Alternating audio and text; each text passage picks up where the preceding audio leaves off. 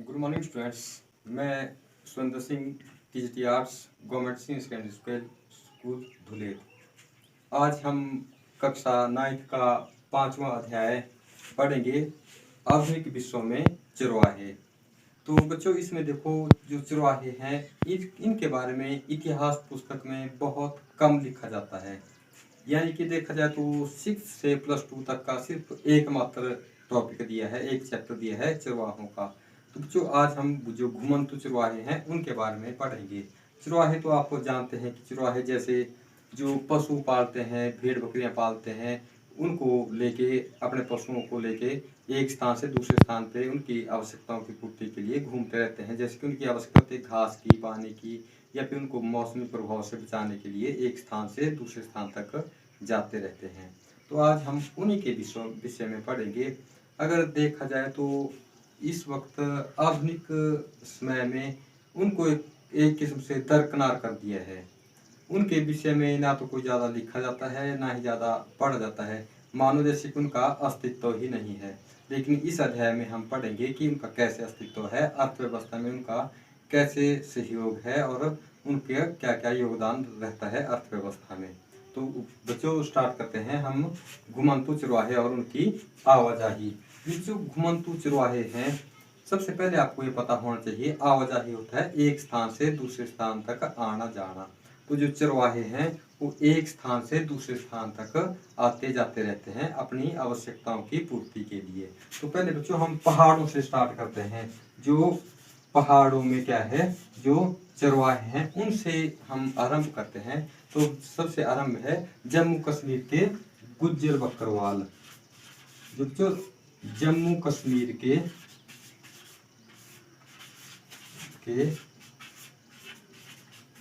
गुज्जर बकरवाल।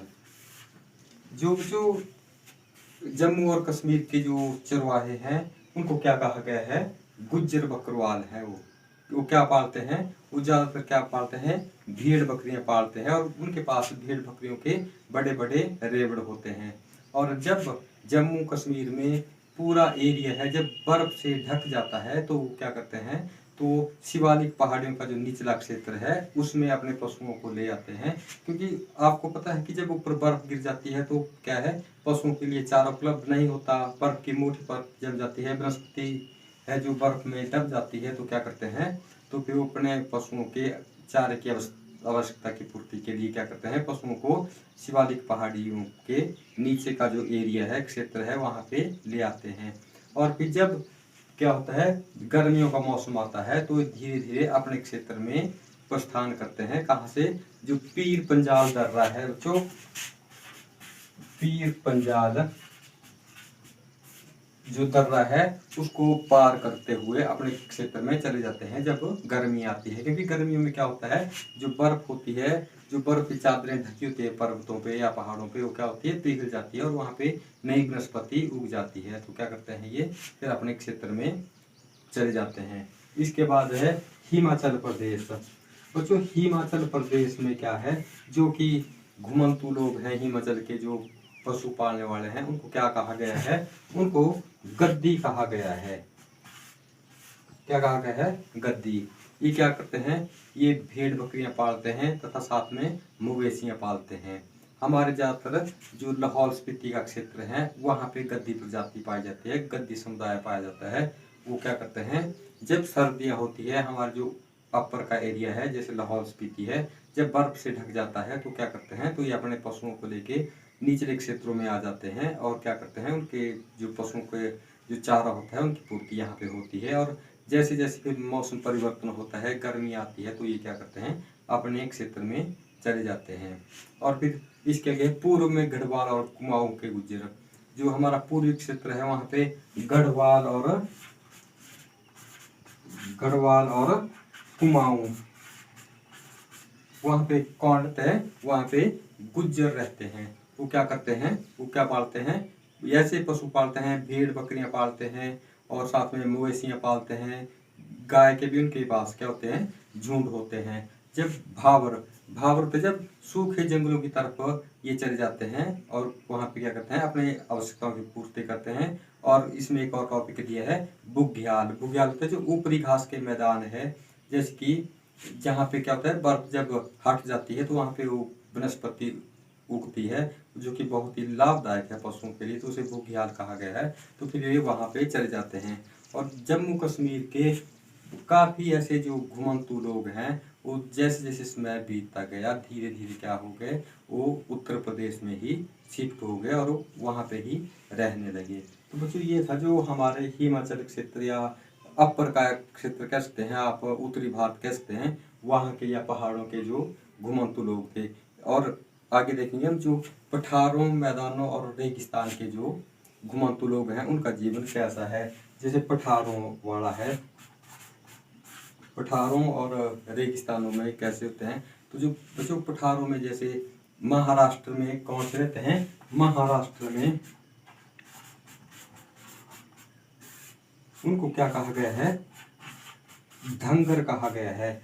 जो वहाँ के चरवाहे हैं उनको धंगर नाम से जाना गया है। और 20वीं सदी के आरंभ में, जो बच्चों 20वीं सदी के आरंभ में इनकी जनसंख्या कितनी थी, 4,67,000 थी इनकी संख्या, जो कि वहाँ के चरवाहे थे। तो जो महाराष्ट्र का क्षेत्र है वो कैसा है, मध्य महाराष्ट्र है, वो शुष्क क्षेत्र है, उतनी उपजाऊ भूमि वहाँ पे उनके पास उपलब्ध नहीं है।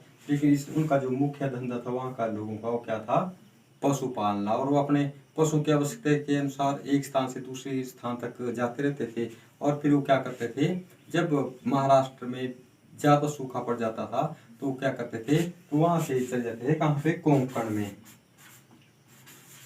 कोंकण में वहाँ पे क्या होता था, उस वक्त तक खरीफ की जो फसल थी उसकी कटाई हो जाती थी। तो जो कटाई के पश्चात जो फसल का जो निचला भाग रहता था, जिसको आप ठूंठ कहते हैं, तो पशु क्या करते थे, उस ठूंठ को खाते थे। और उसके बदले में क्या करते थे, जो वहाँ पशु थे उनके गोबर से खाद बनते थे और वहाँ की जमीन ज़्यादा उपजाऊ होती थी। उसके बाद कर्नाटक और आंध्र प्रदेश में, कर्नाटक और आंध्र प्रदेश में दो समुदाय हैं।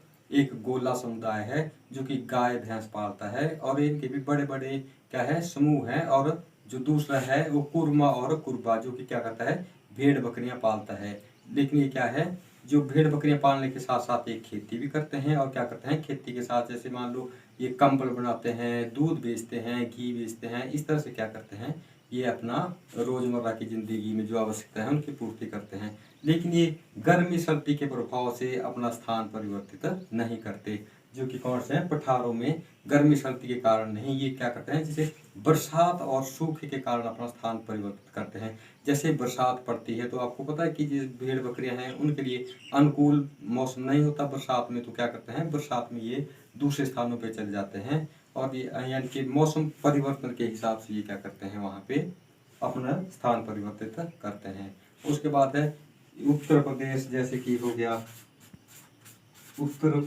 प्रदेश, पंजाब हो गया। जो इन स्टेटों में जैसे कि उत्तर प्रदेश हो गया, पंजाब हो गया, मध्य प्रदेश हो गया और महाराष्ट्र हो गया, यहाँ पे क्या होता है, यहाँ पे जो ये घुमंतू लोग हैं इनको क्या कहा गया है, बंजारे कहा गया है। बंजारा पता है, आपने कई बार सुना होगा बंजारों के बारे में। तो ये क्या करते हैं, ये भी पशु पालते हैं और अपनी जरूरतों को पूरा करने के लिए ये क्या करते हैं, जैसे कि मान लो पशु बेचते हैं, उसके बदले में अनाज लेते हैं या फिर कंबल बेचते हैं। ये भी जो बंजारे होते हैं दूध बेचते हैं, घी बेचते हैं। और ये इसके बदले में किसानों को क्या करते हैं, खेत जोतने के लिए पशु भी देते हैं या कोई अन्य चीज़ें देते हैं जो ये हाथ से बनाते हैं।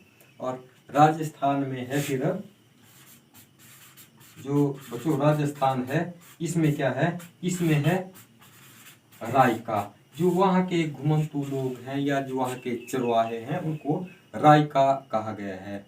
जो राजस्थान के रायका के भी दो तबके हैं, एक है जो कि ऊँट पालते हैं और जो दूसरा तबका है वो क्या करता है, भेड़ बकरियां व मवेशियां पालते हैं। साथ में इनके पास गाय के भी बड़े बड़े झुंड होते हैं, बड़े बड़े समूह होते हैं। और इनके पास बड़ी अच्छी किस्म की भैंसें रखते हैं ये, और अच्छी किस्म की गाय रखते हैं। और ये क्या करते हैं, इनका जो दूध होता है, घी होता है, मक्खन होता है, दही होता है, ये बेचते हैं। साथ में ऊन, कंबल इत्यादि बेचते हैं तथा क्या करते हैं, अपनी आवश्यकताओं की पूर्ति करते हैं। तो बच्चों इनके जीवन में काफ़ी संघर्ष रहता है और इनको एक स्थान से दूसरे स्थान तक जाने के लिए बहुत सोच समझ के निर्णय लेना पड़ता है, क्योंकि इनको ये ध्यान रखना होता है कि पशुओं को कब एक स्थान से दूसरे स्थान तक ले जाना है, ताकि उनकी घास की आवश्यकता पूर्ति हो सके, उनके पीने के पानी की आवश्यकता पूर्ति हो सके। और आपको पता है कि क्या है, इनको कहाँ कहाँ से ये ध्यान रखना पड़ता है कि किस किस क्षेत्र से इनको गुजरने की छूट मिली है और किस क्षेत्र में इनको रोक लग सकती है। इनको ये पूरा ध्यान रखना पड़ता है। और जब जब ये जिस रास्ते से जो गुजरते हैं वहाँ पे इनको क्या करना पड़ता है, जो किसान होते हैं उनसे अच्छे संबंध बनाने पड़ते हैं, ताकि किसानों को क्या करते हैं ये उसके बदले में, जैसे दूध घी इत्यादि के बदले में उनसे क्या करते हैं, अनाज वगैरह लेते हैं अपनी ज़रूरतों को पूरा करने के लिए। तो बच्चों आज के टॉपिक में बस हम इतना ही पढ़ेंगे। अगले टॉपिक में हम पढ़ेंगे कि उपनिवेशिक शासन के दौरान इनके जीवन में क्या क्या बदलाव आए, क्या क्या परिवर्तन आए, किन किन मुसीबतों का, किन किन मुश्किलों का इनको सामना करना पड़ा। तो बच्चों आगे पढ़ेंगे हम अब अगले टॉपिक में। तब तक के लिए धन्यवाद।